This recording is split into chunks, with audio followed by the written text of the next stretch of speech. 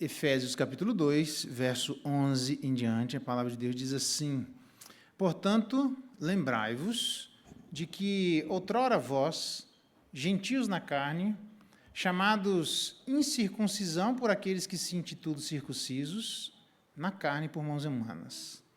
Naquele tempo estáveis sem Cristo, separados da comunidade de Israel e estranhos às alianças da promessa, não tendo esperança e sem Deus no mundo.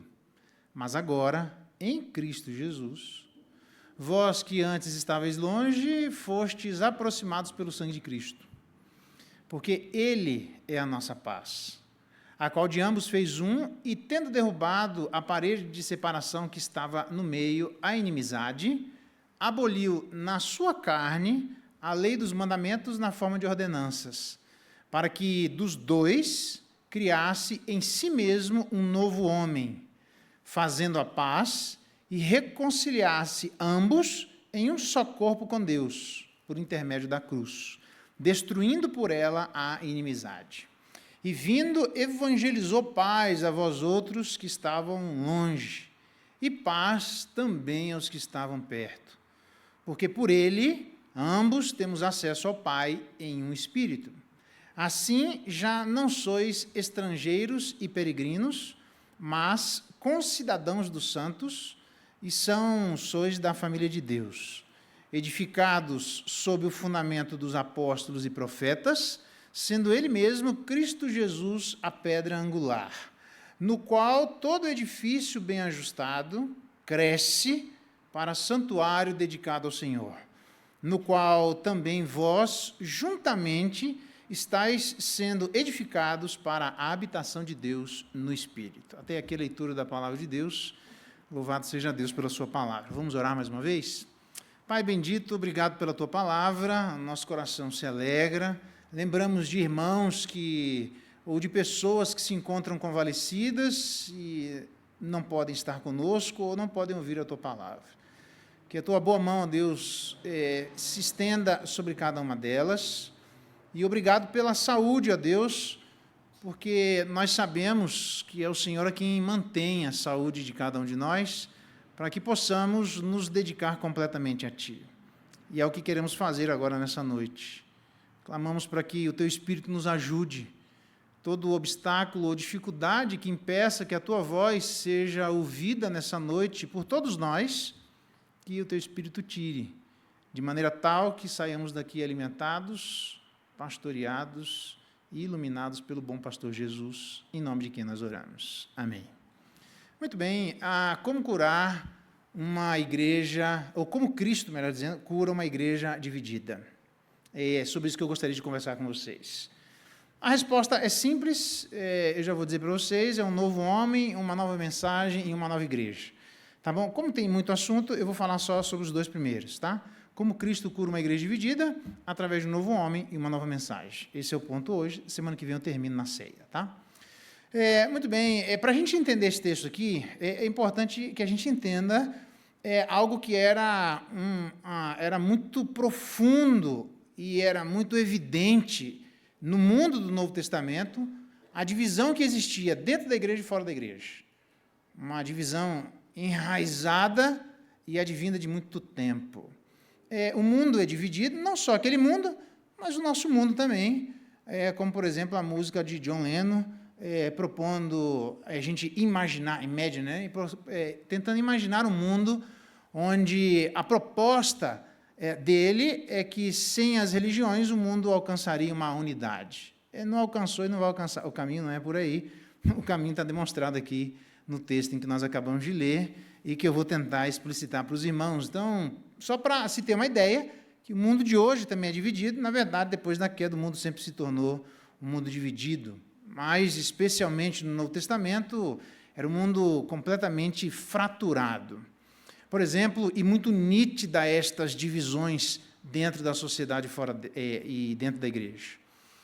Por exemplo, escravos e livres, homens e mulheres, gregos e bárbaros. Os gregos até imaginavam que a sua língua era a língua dos deuses, né? Veja que interessante. Os deuses se manifestavam pela língua grega, pensavam os gregos, tá bom? E a outra divisão entre judeus e gentios, uma divisão a tal ponto que isso foi motivo de oração de Jesus Cristo, tendo em vista que essa divisão é uma divisão histórica. Com ele se manifestou naquele momento, mas é uma divisão histórica. Como é que eu e você podemos transmitir ao mundo quem Deus é? Por duas questões em particular.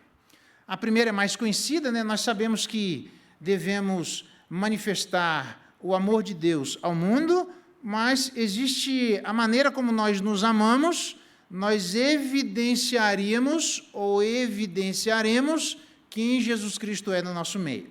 A palavra de Deus diz assim a esse respeito: novo mandamento vos dou, que vos ameis uns aos outros, assim como eu vos amei, que também vocês amem uns aos outros.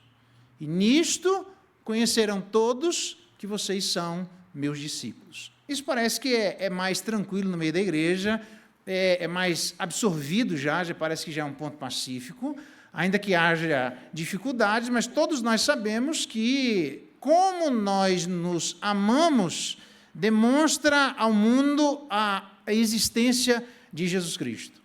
Mas eu queria dizer que essa não é a única forma com que nós transmitimos ao mundo quem Jesus Cristo é, de maneira completamente evidente. A outra forma é a união entre o povo de Deus. Veja que interessante, cito novamente as palavras de Jesus Cristo dizendo: já não estou no mundo, mas eles continuam no mundo, João 17, né? Ao passo que eu vou para junto de ti.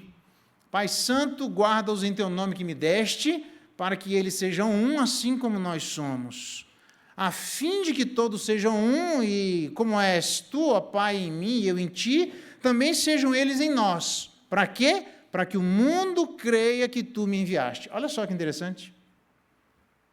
Nós transmitimos ao mundo quem Deus é através do exercício do amor e através do exercício da união dentro da igreja.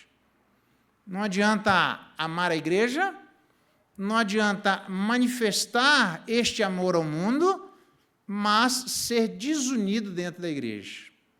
Amor e união é o binômio que precisa obrigatoriamente existir para que nós, de maneira adequada, possamos transmitir ao mundo quem Jesus Cristo é: amor e união. Na verdade, o povo de Israel havia sido escolhido por Deus não só para serem receptores da revelação de Deus, mas por duas outras razões. A primeira delas, para que eles tivessem uma vida diferente, e dessa maneira as pessoas fora do povo de Israel aprenderiam quem Deus é através da vida de um povo que não age e nem vive como as demais pessoas. Por isso Deus escolheu o povo de Israel, para que o mundo pudesse observar quem ele é, na maneira como nós, unidos e amorosamente, nos tratamos. Mas também uma vida distinta, cheio de leis cerimoniais, cheio de leis sobre casamento, sobre alimentação e tantas outras coisas, o que tornou o povo de Israel um povo totalmente distinto das demais nações. E isso era uma obrigação, isso era de propósito que Deus fez isso. Para que o mundo pudesse ver, através dessa distinção, algo totalmente diferente das leis a que o mundo estava acostumado a viver, para que eles pudessem perceber quem Deus é. O problema é que o povo de Israel perverteu isso. Perverteu na maneira como eles viviam e na maneira como eles absorviam as pessoas dentro do povo de Israel. Isso foi tão forte, para a gente ter uma noção, que no Novo Testamento tinha gente que acreditava, dentro do povo judeu, que para ser cristão tinha que ser judeu primeiro. Interessante, né? Isso nunca foi o propósito de Deus. O propósito de Deus era para mostrar uma distinção entre aqueles que amam a Deus e aqueles que não amam a Deus. E o povo de Israel entendeu que era uma exclusão entre aqueles que amam a Deus e aqueles que não amam. Um exemplo claro disso é Jonas. O livro de Jonas, onde é o primeiro profeta, de maneira oficial, que nós temos no Antigo Testamento, enviado para fora do povo de Israel, ao povo gentio, e ele não quis de jeito nenhum. Por quê? Porque estava pervertendo esse conceito de Deus, de que o amor e os princípios e a ação de Deus nunca foi com o objetivo de ser exclusivamente ao povo de Israel. O povo de Israel era uma vitrine Mas eles deveriam levar isso adiante. Mas eles não entenderam. Eles entenderam que a vitrine não é só para eles. E acabaram se achando. Então, significa que aceitar o que Deus dá e não aceitar quem Deus aceita é a mesma coisa que aceitar as bênçãos divinas, mas não aceitar a missão divina. A gente aceita o que Deus pede para nós pela metade. Na verdade, a missão divina é pregar o evangelho ao mundo, a missão divina é aceitar quem Deus aceita pela conversão e absorver quem Deus absorve por intermédio de um batismo e profissão de fé. Sempre foi assim, desde o Antigo Testamento. Mas desde o Antigo Testamento, o povo de Deus tem uma dificuldade enorme, não só de aceitar, mas de absorver. Só para você ter uma noção do tamanho da fratura que existia, exemplificada na relação entre gentios e judeus. Os gentios pensavam dos judeus assim. Os gentios exploravam os judeus, eles consideravam os judeus um povo inimigos da raça humana, pense. Eles consideravam o povo judeu um povo dominado por uma disposição hostil para com todo mundo, chato, um povo chato, que é só hostilidade que existe no meio judeu, pensavam os gentios. Pilatos, quando vai conversar com Jesus Cristo, chega a dizer assim, por acaso eu sou judeu? Pô, teu povo está te entregando, não tem nada a ver com isso. Na verdade, Paulo e Silas, eles foram acusados de baderna, e na acusação foi dito, olha, estes homens, sendo judeus, eles estão perturbando excessivamente a cidade. Então, você pensa que era assim que os gentios pensavam dos judeus. Agora, os judeus pensavam dos gentios assim, eles eram explorados, né? As mulheres judias, por exemplo, se recusavam a ajudar as mulheres não judias em seus partos. Fico imaginando a Rafaela lá, né? Se fosse judia, ela ia ser judiada. Porque quem não fosse do povo judeu podia estar precisando, que eu não quero nem saber se vira para lá. Só para você ter uma noção como era a cisão.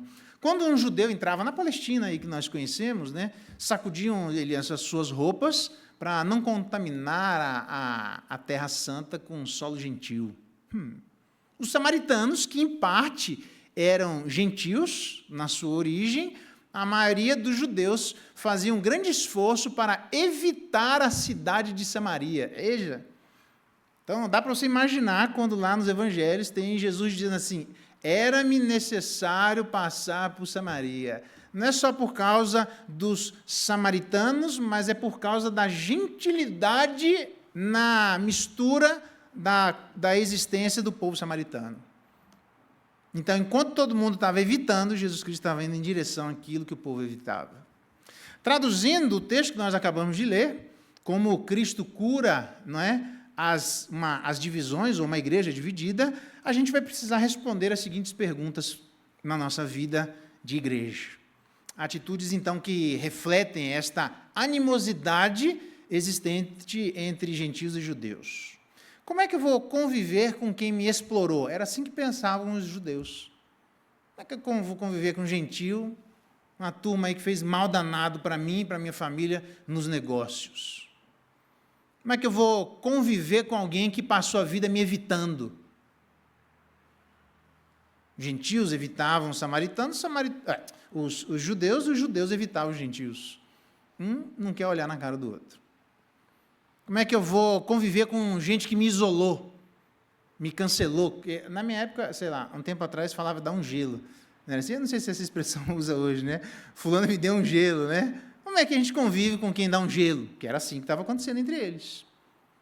Como é que eu vou conviver com quem me desprezou?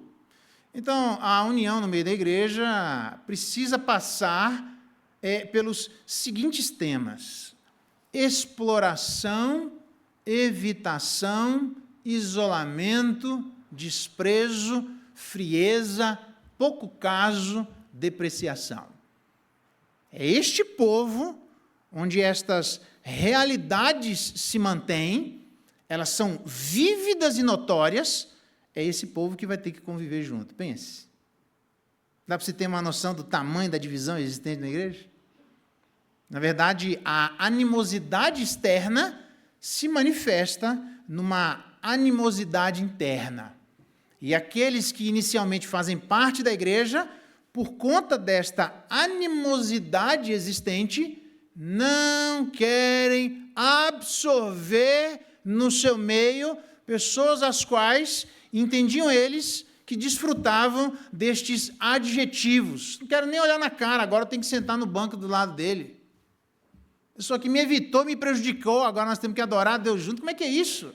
Exatamente, eu fico imaginando que a desunião interna da igreja, ela não apresenta corretamente ao mundo quem Deus é. Interessante. As divisões na igreja, em qualquer lugar, elas não apresentam ao mundo corretamente quem Deus é. Na verdade, não só a igreja de Éfeso, mas muitas outras igrejas expressaram as divisões dentro deles. A gente conhece, né, os mais clássicos, que é a igreja de Corinto, um sou de Paulo, de Apolo, sou de Cristo, divisão que existia a despeito do exercício dos dons espirituais, de não faltar nenhum para aquela igreja. A igreja de Filipos, por exemplo, tinham divisões, a igreja de Filipenses, tenhais o mesmo sentimento, pensais a mesma coisa, Evódia e Sinti, que elas não estão se entendendo, alguém vai lá e ajuda essas gurias aí a se entender, um problema danado no meio da igreja. Então, não é só na igreja de Éfeso, em outras igrejas as divisões acontecem. Eu só estou mostrando para vocês que agora este é o problema com que Paulo gastou tanto tempo agora pastoreando uma igreja que na sua gênese, que no seu interior, existe uma fratura que não pode nem deve ser ignorada. Abre aspas. Eu vou entrar no ponto agora, né? Abre aspas. Esta fratura externa se manifestou numa fratura interna. Então, todos nós trazemos, quando convertidos somos, trazemos uma bagagem, viu, irmãos? Todos nós. Ninguém se converte e vem uma tábua rasa em branco para a igreja. As pessoas trazem consigo aquilo que aprenderam anteriormente da sua conversão, aquilo que eles imaginaram que era correto, aquilo que eles imaginaram que era ser homem, que era ser mulher, que era ser amigo, aquilo que eles imaginaram que deveria ser a proximidade ou distanciamento.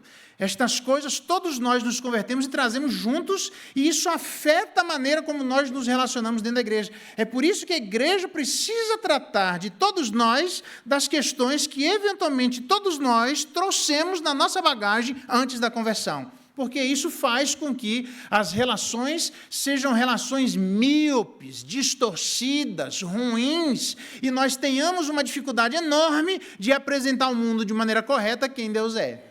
E a união é claramente um exemplo disso. Como é que Jesus Cristo resolveu esse problema? Primeiro, um novo homem, literalmente é o que acontece, quando ele diz, só um pouquinho, é que eu vou animar aqui, peraí, só um pouquinho. Um novo homem, quando ele diz lá no verso 14, ele mesmo é a nossa paz, o qual de ambos fez um, e tendo derrubado a parede de separação que estava no meio, a inimizade, aboliu na sua carne a lei dos mandamentos, na forma de ordenanças, olha lá, para que dos dois criasse em si mesmo um novo homem. Isso. Como é que a gente resolve o problema da divisão, que era uma divisão social e uma divisão espiritual, criando um novo homem? Foi assim que Jesus Cristo resolveu esse problema. Não dá para usar o homem antigo, tem que ser um novo homem. A palavra novo aqui é literalmente novo em classe. Não existia uma categoria como essa quando nós nos convertemos, essa nova humanidade nunca existiu, é absolutamente novo, mas uma qualidade diferente. A categoria é diferente e a qualidade é diferente. É isso que significa este novo homem. É literalmente uma nova humanidade. Interessante que não dá para nós resolvermos os problemas sem que uma nova humanidade ou um novo homem seja criado. Por quê? Porque as raízes são tão profundas, a fratura é tão grande dentro de nós, que somente fazendo algo novo e melhor, É como se a gente juntasse chumbo e prata para gerar ouro. Foi isso aqui que Jesus Cristo fez. Ele não só pegou 2 povos e uniu, ele fez um melhor, ele fez uma nova criação. A ponto de Corinto dizer que aquele que está em Cristo não é só uma nova criatura, é literalmente uma nova criação. É uma pessoa totalmente diferente. Você não vai encontrar na face da terra uma categoria semelhante da mesma qualidade que este novo homem, esta nova criação executada e criada pelo Senhor Jesus Cristo. Essa é a sua igreja. Na verdade, como é que ele fez isso? Está aí no verso 15 e no verso 16. Aliás, no verso 14, onde ele derrubou, verso 15 aboliu, verso 16 reconciliou e verso 16 destruiu. Anotou aí? Facinho. Está lá, ó. Verso 14, tendo derrubado a parede de separação, verso 15, aboliu na sua carne, verso 16, reconciliou, e verso 16, por intermédio da cruz, destruiu. Abolindo, derrubando, abolindo, reconciliando e destruindo. Interessante, né? Eu não sei como é que é o nome daquela bola, sabe de guindaste assim, que tem uma bolona assim para destruir as coisas? Como é o nome daquilo lá? Não sei como é que é aquilo lá. Alguém sabe? Não? Aquela bola de guindaste assim que vem lá, tem uma construção, deixa eu acabar com essa construção aqui para fazer outra. Foi isso que ele fez. Na verdade, ele aboliu, diz aí o verso, ele derrubou, diz aí o verso 14, não só ele derruba esta parede, literalmente existia lá uma parede no tabernáculo de separação, onde os judeus tinham uma placa dizendo assim, que ninguém passe daqui sob pena de um gentio atravessar aquilo que não era de autorização para ele deve ser executado com pena de morte. Então, aquela separação, aquele muro, ele foi lá, Jesus Cristo não só derrubou, como ele criou esse novo homem. Ele não só derruba, como ele também cria e edifica. Então, ele derrubou, diz aí o verso 15, ele aboliu, a palavra abolir é deixar de lado, ele tornou ineficaz. Ele fala, a lei dos mandamentos na forma de ordenanças é uma clara referência à lei cerimonial. Então, a hostilidade que eventualmente manifestava por conta da incapacidade do ser humano de cumprir a lei cerimonial, Jesus Cristo foi lá e ele tornou ineficaz a ineficácia da lei cerimonial, porque Jesus foi a esta eficácia. Então, ele tornou ineficaz porque não havia mais a necessidade da lei cerimonial. O que significa dizer que, juntamente com a lei cerimonial, caiu, ele aboliu e deixou de lado a lei cerimonial e toda a hostilidade e indiferença que vinha juntamente com ela por conta da incompetência humana. Interessante. Porque neste novo homem não devem existir muros de divisões. Neste novo homem não devem existir muros que representem hostilidades no seu meio. É um novo homem criado por Jesus Cristo.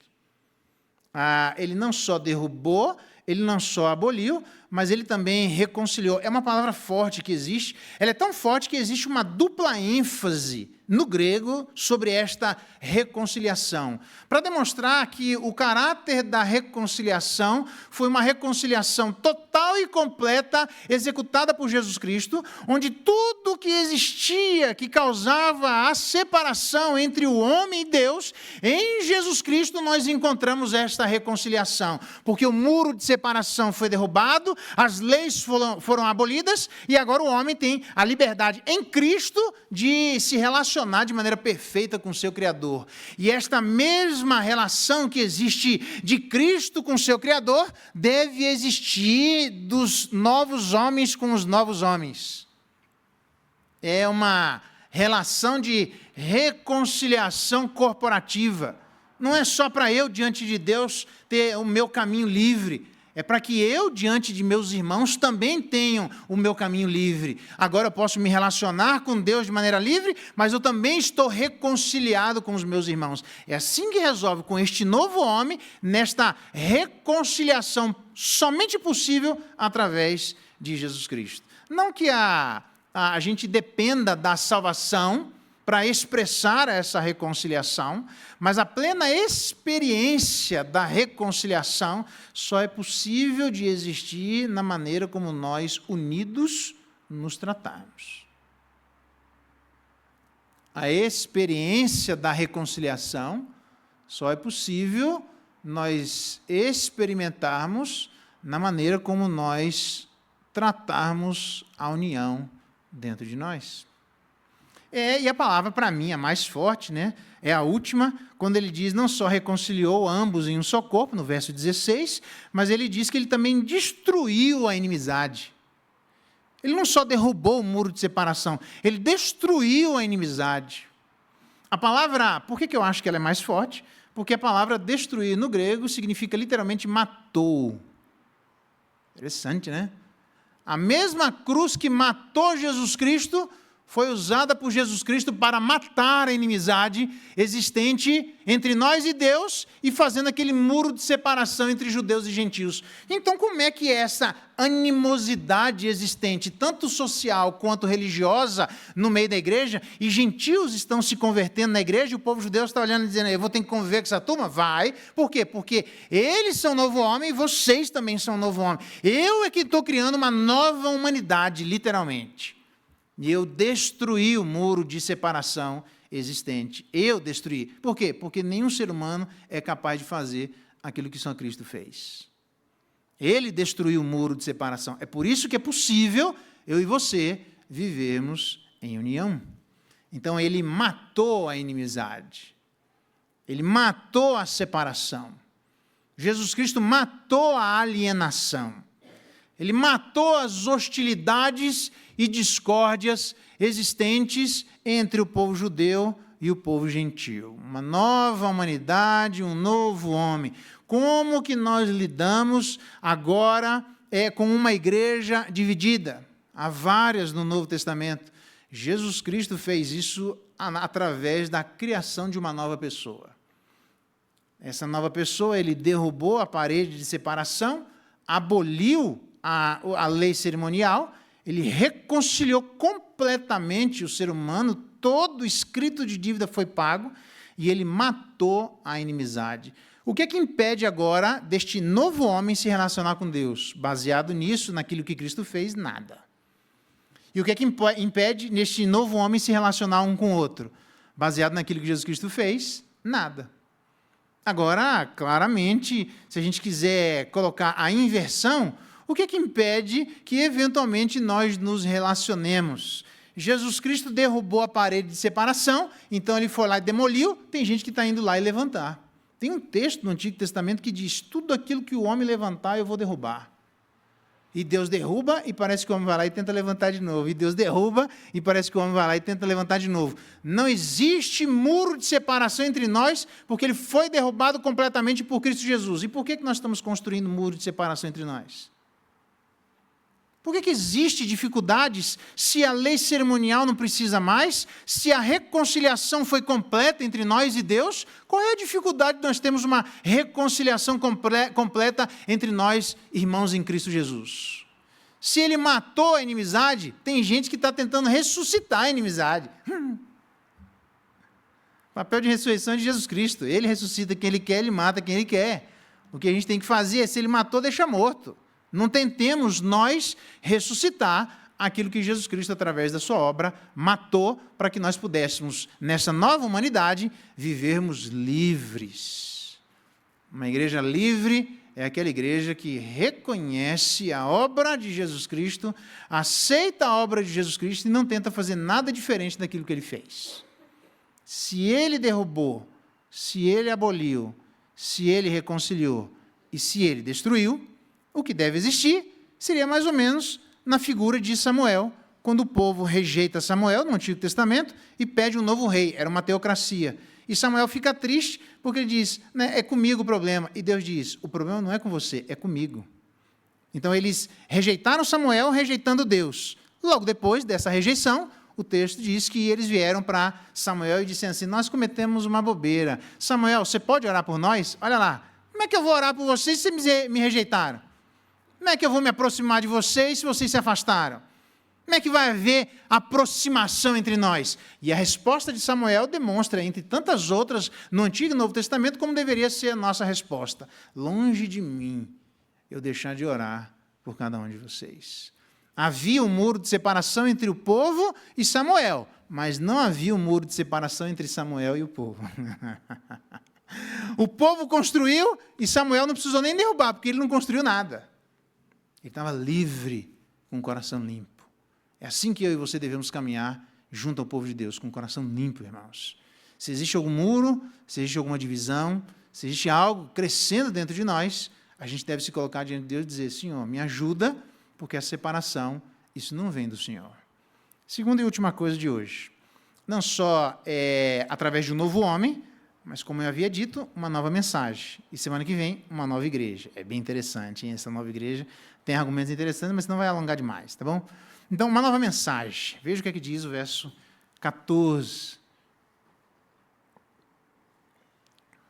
Ele é a nossa paz. Final do verso 15. Ele fez a paz. No verso 17, ele evangelizou a paz. Essa é a mensagem que nós temos, uma mensagem de paz. Verso 14, Jesus Cristo é a nossa paz. Verso 16, 15, no finalzinho, ele fez a paz, Jesus Cristo. E no verso 17, ele evangelizou a paz. Qual é a mensagem que este novo homem tem? A paz. Veja, interessante. Na verdade, no verso 13, há uma expressão que mostra não só em Cristo, mas eles foram aproximados pelo sangue de Jesus. No verso 15, aboliu na carne de Jesus. No verso 16, reconciliou ambos em um só corpo com Deus por intermédio da cruz. Pelo sangue de Cristo, pela carne de Cristo e pela cruz de Cristo. É assim que a nova mensagem foi construída. E é assim que essa nova mensagem deve ser transmitida e vivida pela igreja. Uma mensagem de paz pelo sangue de Cristo, uma mensagem de paz pelo corpo de Cristo, uma mensagem de paz pela evangelização de Cristo. Ou não é dele, né? Ele evangelizando. Então, é interessante, daria para ser, mas não tem problema não. O que ele fez quando ele foi ser a nossa paz? Do verso 11 ao verso 12, ele mostra as coisas que ele fez para ser a nossa paz. Diz, aqui, basicamente, preste bem atenção, tem coisas na vida que eu e você precisamos esquecer.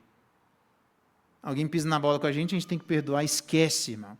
Tem coisas que nós somos obrigados, até Deus coloca nas profundezas do mar, esquece.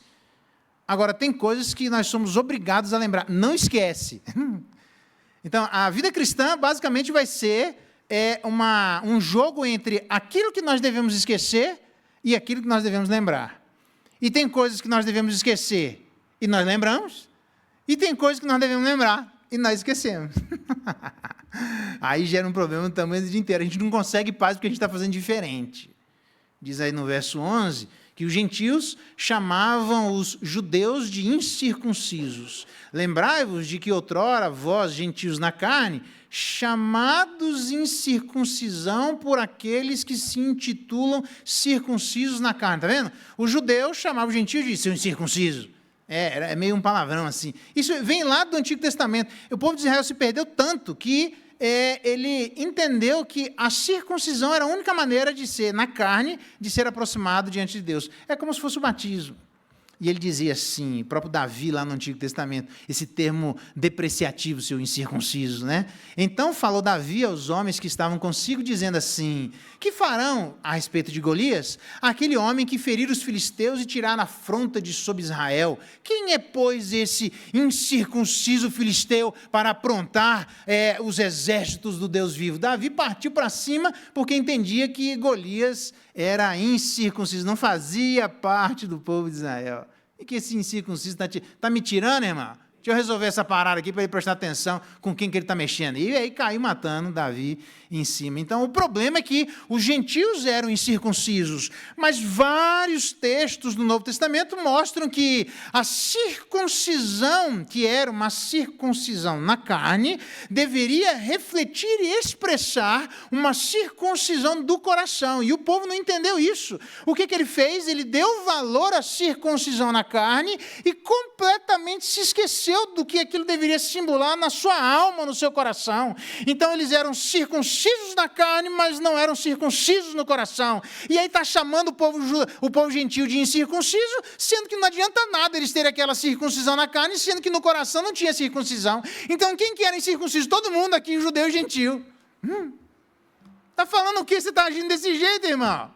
Você está agindo dessa forma? Não é assim que um circunciso age. Se você está me tirando porque eu sou incircunciso, por que você, com a circuncisão, está agindo desse jeito? Vocês, circuncisos, mataram Jesus Cristo, e aí?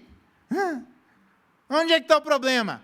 O problema está dentro e fora da igreja, porque as pessoas entenderam mal o significado da circuncisão, como muita gente entendeu mal o significado do batismo. Interessante, né? Por isso Cristo é a nossa paz. Ele veio circuncidar a nossa alma, irmão. Isso. Por isso Colossenses fala, nós fomos circuncidados não por mãos humanas. Bonito isso, né? Homens e mulheres. Todos nós tivemos a circuncisão, a cegueira foi tirada de dentro de nós. Sejamos judeus ou sejamos gentis.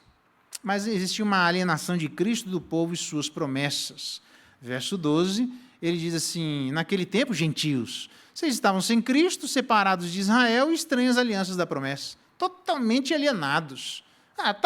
É verdade que os gentios estavam sem Cristo e, portanto, eram idólatras. Mas o que adianta vocês terem o Deus verdadeiro e rejeitar o Deus verdadeiro? Eu rejeitei o Deus verdadeiro de fora. Vocês rejeitaram o Deus verdadeiro de dentro. Não adiantou nada. De fato, nós não somos, diz o texto aqui, nós somos estranhos da comunidade de Israel, nós não fazemos parte dessa cidadania, mas vocês eram uma teocracia, e como eu acabei de mencionar, lá na vida de Samuel, vocês rejeitaram. A existência da monarquia na história da humanidade, ela é fruto exatamente da rejeição do povo do governo de Deus. Então, vocês estão falando de mim, que era estranho àquela teocracia, vocês estavam na teocracia e voluntário e verbalmente rejeitaram essa teocracia. Veja só. Interessante.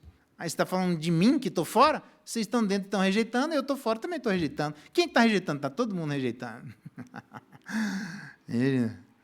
Ele diz que eles não faziam parte do pacto aqui, né? das alianças, os pactos da promessa. É verdade que o povo gentil estava fora e não fazia parte. Deus prometeu através de Abraão.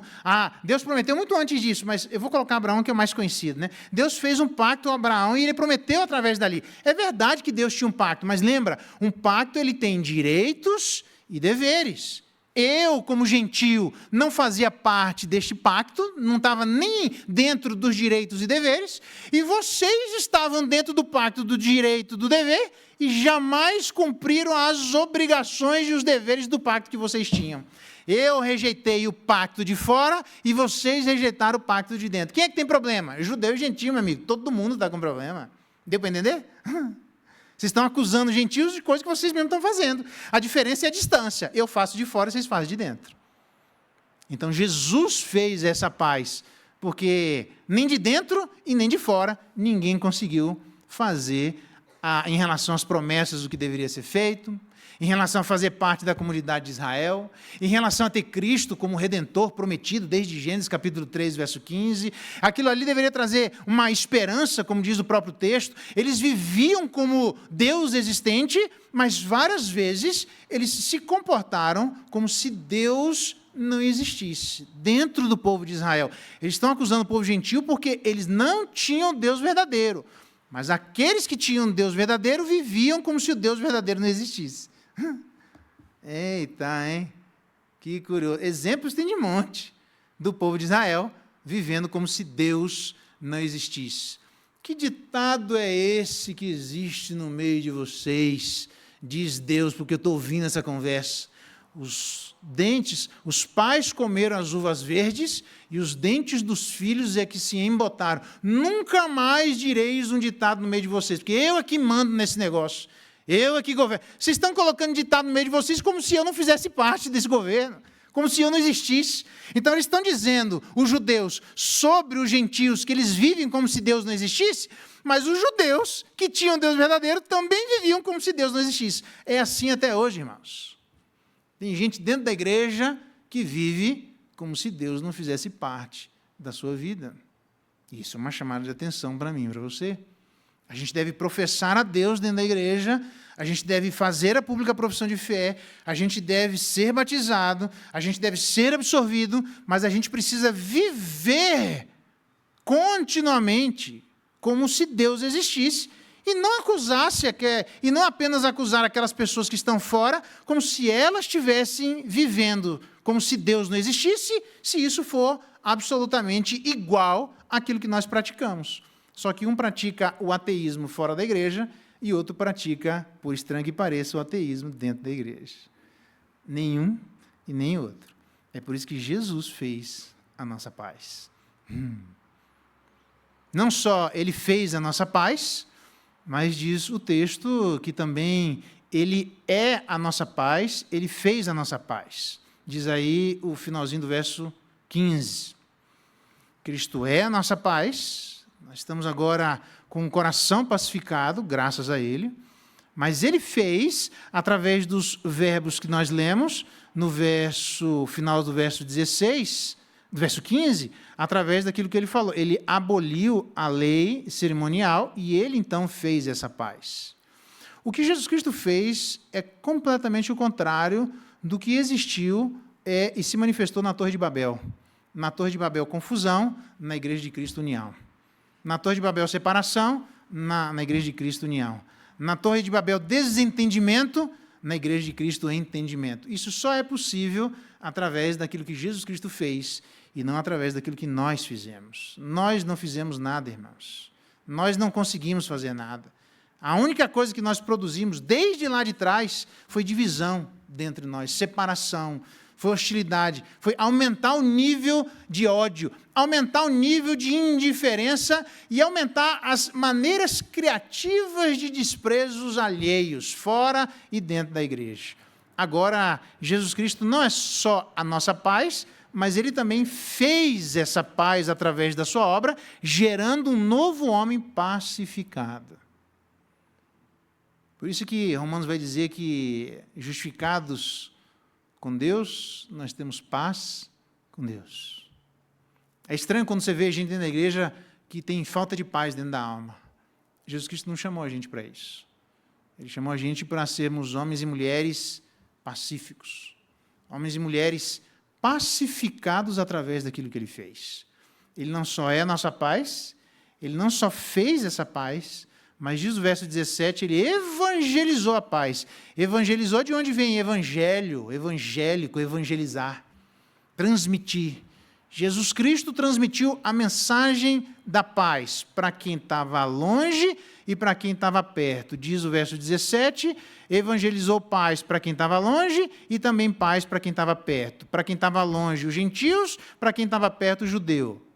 Então, tem gente que vem de berço, onde o pai é crente, a mãe é crente, os avós são crentes, tem uma história de cristianismo, uma história de paz. Mas tem muitos de nós que estávamos mais longe um pouco, que os pais não eram crentes, que havia um histórico de falta de paz. E a paz foi evangelizada para aqueles que estavam perto e para aqueles que estavam longe. E é por isso que é possível existir a cura para uma igreja dividida, porque Cristo é a cura para essa igreja dividida, porque através daquilo que Ele fez, Ele sendo a nossa paz, Ele construindo essa paz, Ele trouxe então uma paz celestial que jamais, em momento algum da história, os homens conseguiram. Um homem pacificado, um novo homem. É por isso que Ele disse em João 17, a fim de que todos sejam um, como és tu, ó Pai, em mim e eu em ti, também sejam eles em nós, para que o mundo creia que tu me enviaste. Deus, então, através de Jesus Cristo, da própria pessoa de Jesus Cristo, Ele vem trazer essa paz aos corações inquietos. Glória a Deus nas maiores alturas, diz os anjos, e paz na terra entre os homens, a quem Ele quer bem. Deus tem boa vontade para com aqueles que confiam em Jesus Cristo. Deus tem boa vontade para com aqueles que confiam em Jesus Cristo. Para aqueles que confiam em Jesus Cristo, Deus diz: paz na terra entre os homens. É por isso que ele diz que quando a gente vai chegar na casa de alguém, que a gente diz: paz seja convosco. Por que eu levo a paz? Porque eu recebi a paz. Alguém ministrou a paz.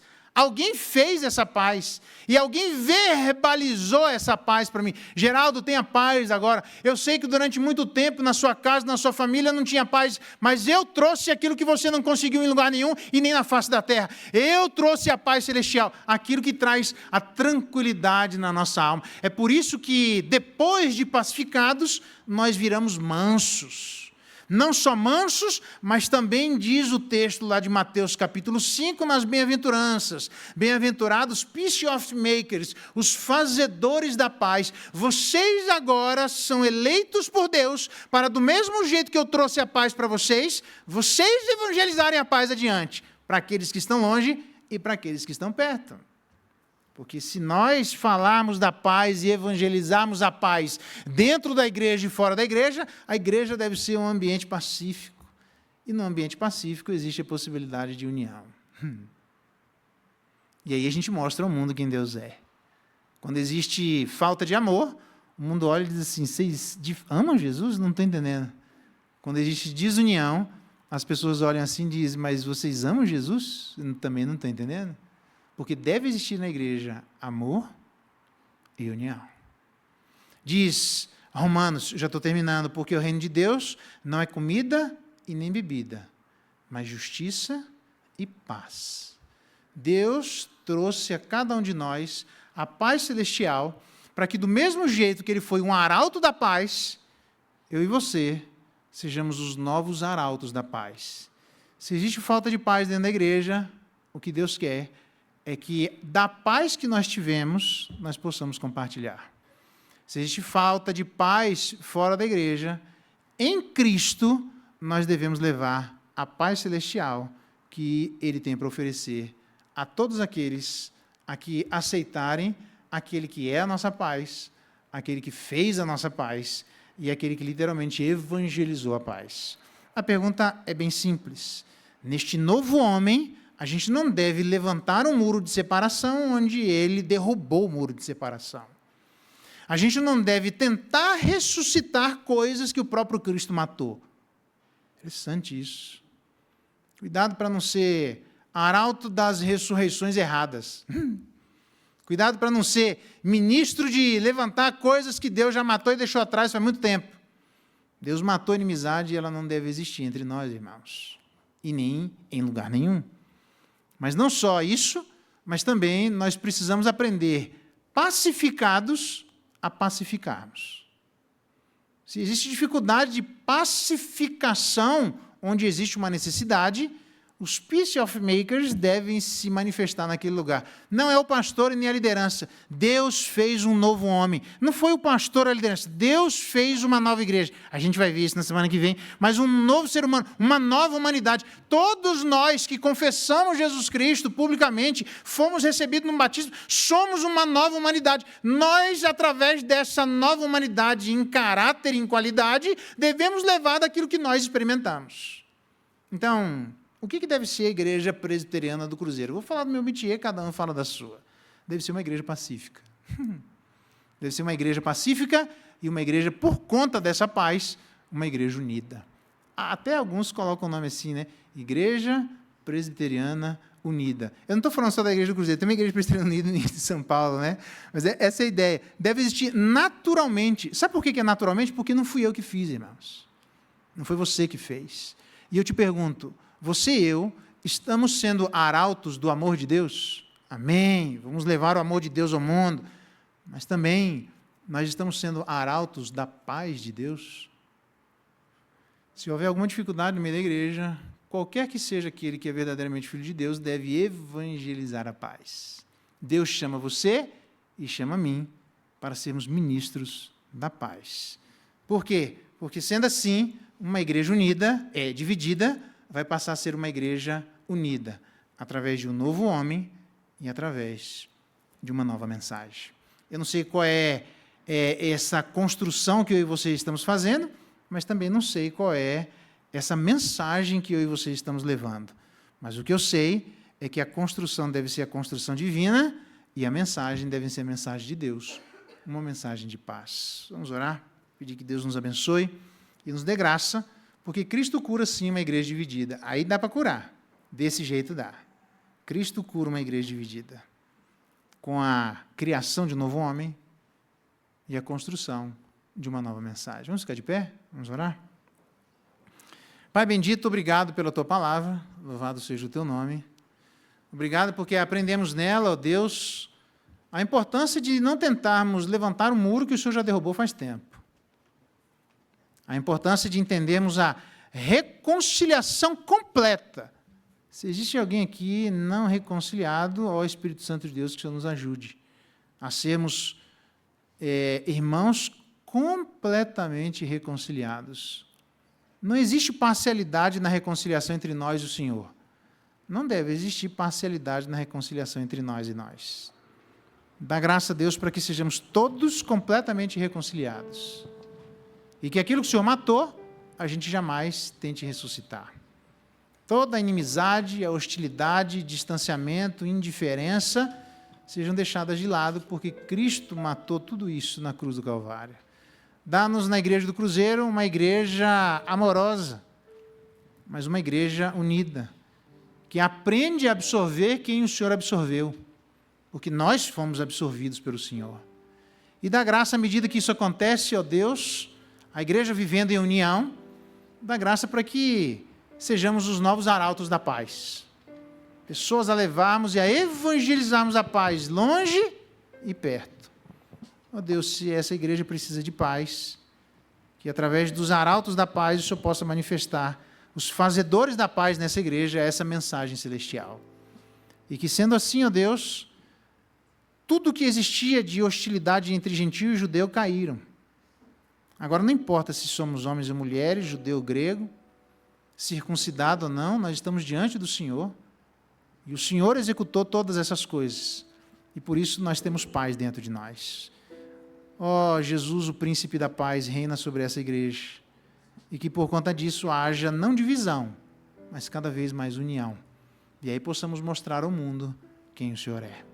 É a nossa oração em nome de Jesus. E agora, irmãos, que a graça de nosso Senhor Jesus Cristo, o amor de Deus, nosso eterno Pai, a comunhão e a bênção maravilhosa do Espírito Santo de Deus estejam com vocês, irmãos, e sobre todo o povo de Deus espalhado pela face da terra, hoje, pelos séculos dos séculos. Amém.